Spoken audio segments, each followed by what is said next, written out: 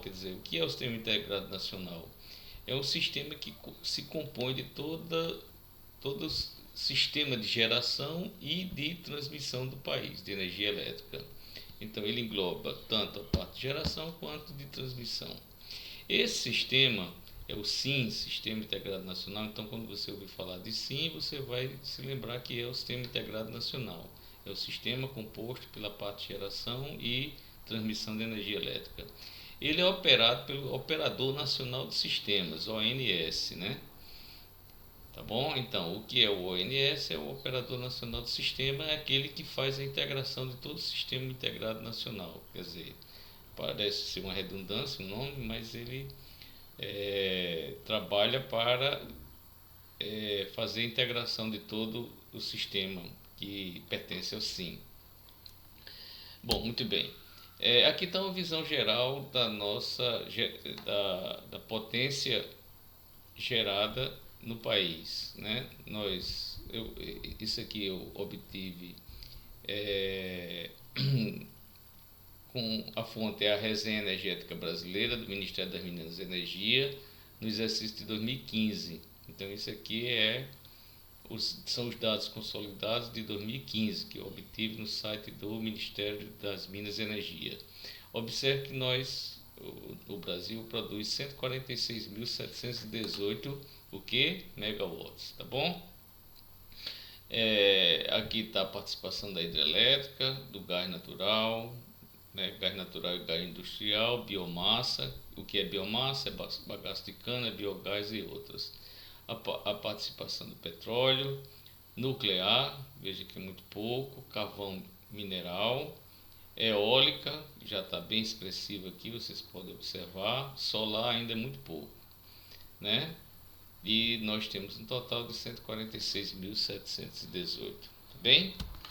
Bom, então aqui é uma visão em gráfico de pizza, né? Então nós temos aqui a hidráulica representa 64% da nossa geração, biomassa 8%, eólica 3,5%, solar fotovoltaica, como vocês podem observar, ainda é muito pouco, a tendência é aumentar muito com a aquisição de painéis fotovoltaicos nas indústrias, né, e casas e comércio, etc.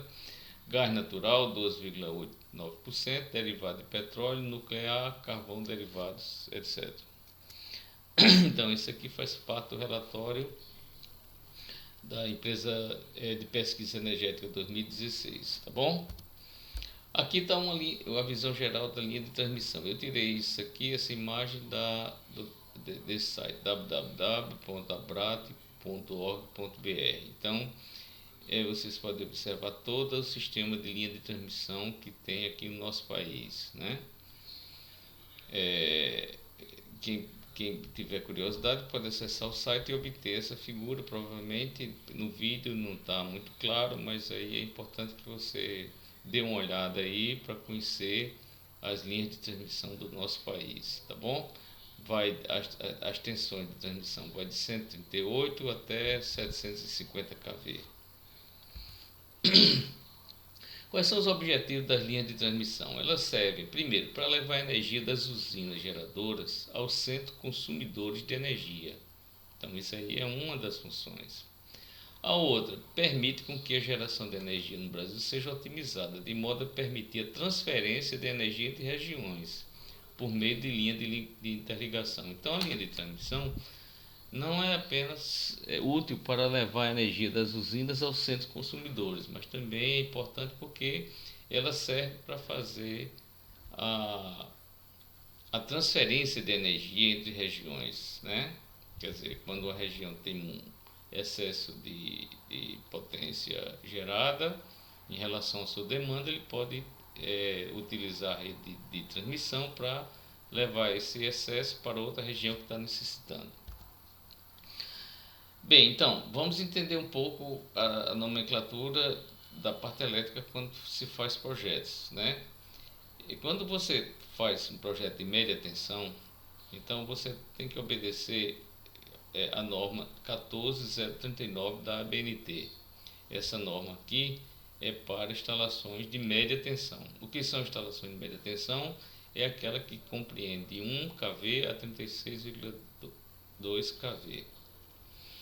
Então é importante que a gente saiba a diferença entre média e alta tensão, né? E também baixa tensão. Veja, média e alta tensão lidam com alta tensão, quer dizer, uma tensão mais elevada, mas só que uma baixa corrente. Enquanto que a baixa tensão, ele tem uma baixa tensão, como não está dizendo, mas em compensação a corrente é bem elevada. Quais são as tensões padronizadas no Brasil? Isso daqui foi padronizado pelo decreto 16 de dezembro de 88, decreto 97.280, e digamos assim, estabelece essas tensões. De transmissão e subtransmissão você tem 750 kV, 500, 230, 138, 69, 34,5, 13,8, tudo isso em kV, tá bom? Essas tensões são para transmissão e subtransmissão. A parte de distribuição primária das redes públicas vai de 34,5 e 13,8. Então a distribuição, ele pega um grande centro urbano e aí a rede de média sai distribuindo a energia pelo grande centro urbano, né? Em cada local tem um transformador em que baixa tensão e aí entra em cena a distribuição secundária, tá bom? Na distribuição secundária nós temos 380, 220, 220, 127 volts em redes trifásicas e monofásicas 440, 220, 254, 127 volts. O sistema de subtransmissão. Então, o que é a subtransmissão? Transmissão a gente já viu, ela leva blocos de energia de um local para outro, né? Dentro do país. E a subtransmissão? Uma vez que a energia, imagine que no Ceará chega uma linha de transmissão, então quando ele entra no território do Ceará para fazer a distribuição, né, internamente ao território, então existe uma linha de subtransmissão que leva até a subestação, que faz exatamente a partir da qual sai a linha de distribuição primária, tá bom? Então essa subtransmissão ela vai da subestação ligada à transmissão até a subestação do qual deriva a distribuição primária das redes públicas. Então, são encontrados esses níveis 34,5, 69 kV e 138 kV. Pode ser ainda encontrado as tensões 88 kV, 115 kV, que não estão padronizadas aqui nesse decreto.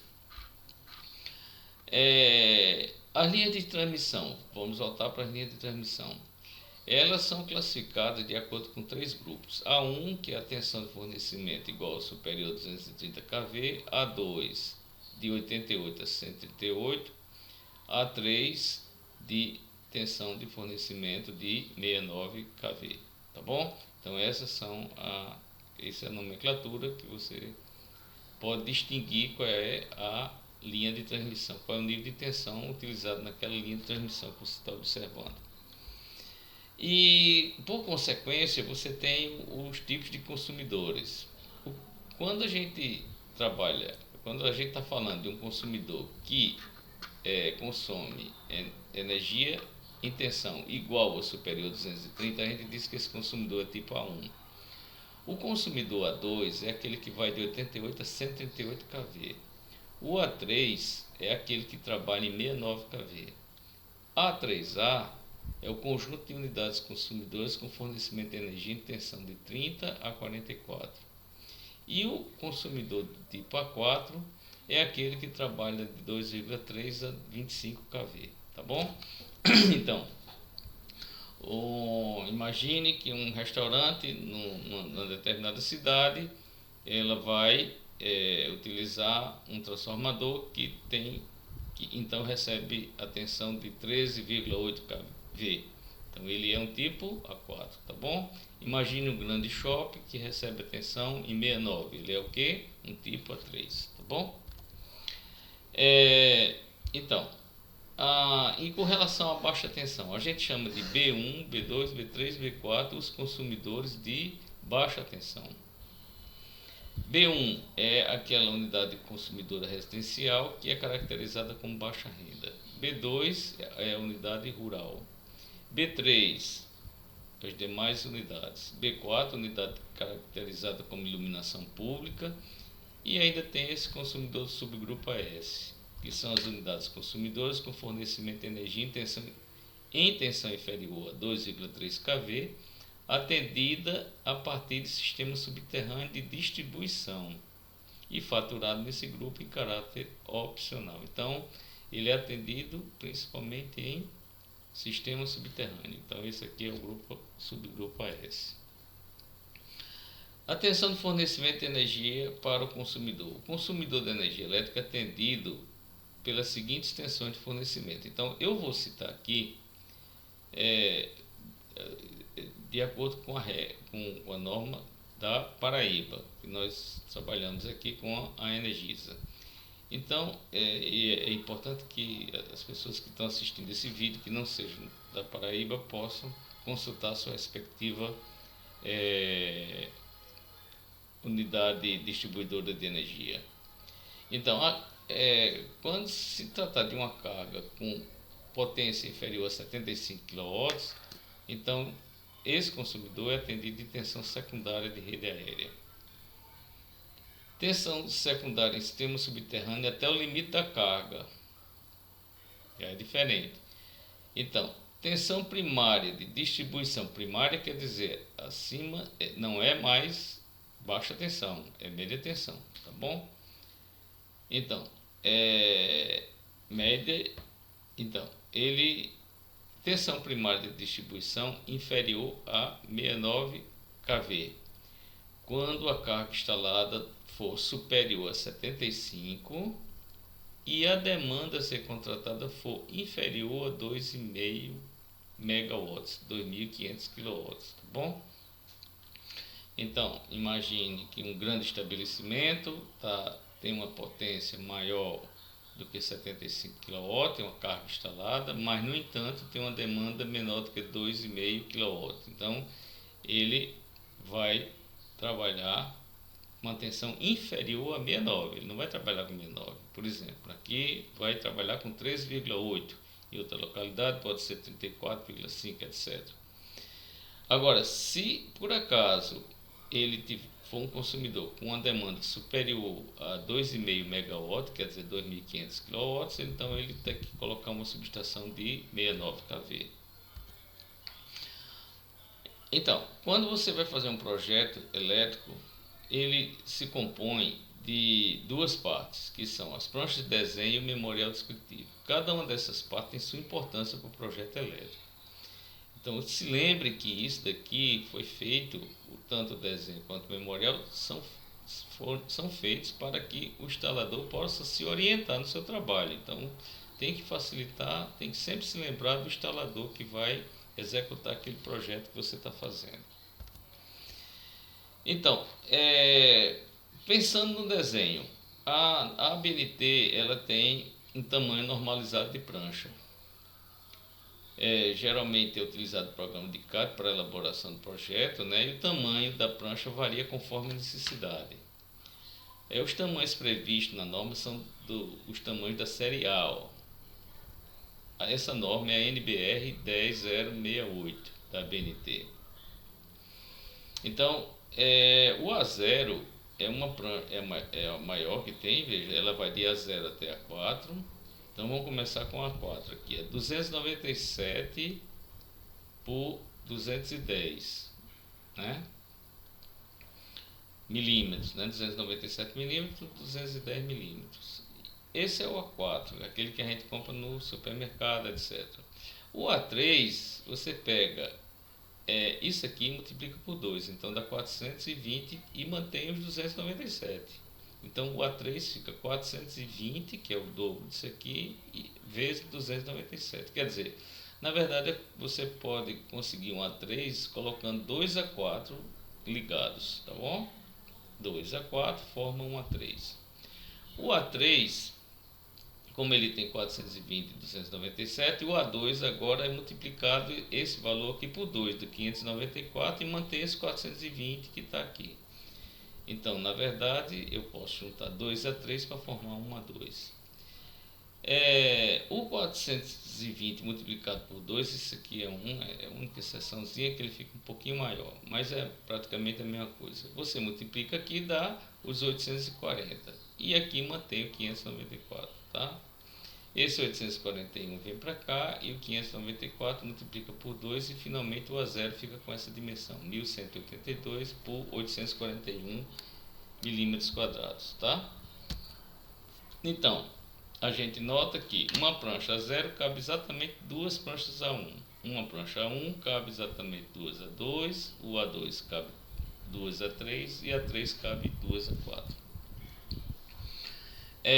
Note que a utilização do tamanho da prancha naturalmente depende da necessidade do projetista, que deve ter em mente que uma prancha muito grande, se você fizer uma prancha muito grande, vai ter uma dificuldade para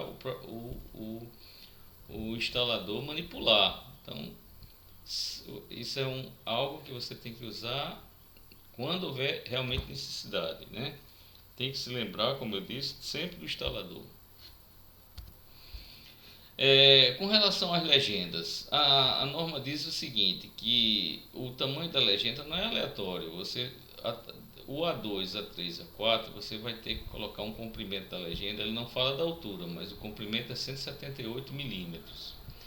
E para os formatos A0 e A1, o comprimento é 175 milímetros, tá bom? Veja que por mais estranho que pareça, é isso mesmo, ó. A0 e A1, o comprimento é menor do que A2, A3 e A4, certo? Então sempre se lembre disso aqui. Ele não está dizendo a altura, mas está dizendo o comprimento da legenda.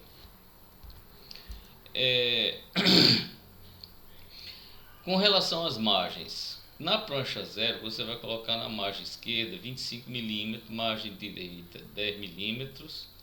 Aqui fica a margem direita, a parte superior, a margem superior e inferior 10 milímetros, tá? E largura da linha é 1,4 milímetros. Na prancha 1 fica a mesma coisa, 25 milímetros, 10, tudo 10, o restante. Largura da linha já varia, ó. Você vai colocar, em vez de 1,4, você vai colocar 1. Na prancha 2 vai ser 25 do lado esquerdo, do lado direito já muda para 7 milímetros.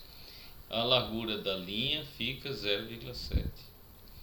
Prancha 3, 25 milímetros margem esquerda, margem direita 7, igual a 2, largura da linha agora diminuiu um pouquinho, tá certo? Essa é a largura da linha, bem entendida, é aquela linha que você faz o contorno, né, da prancha.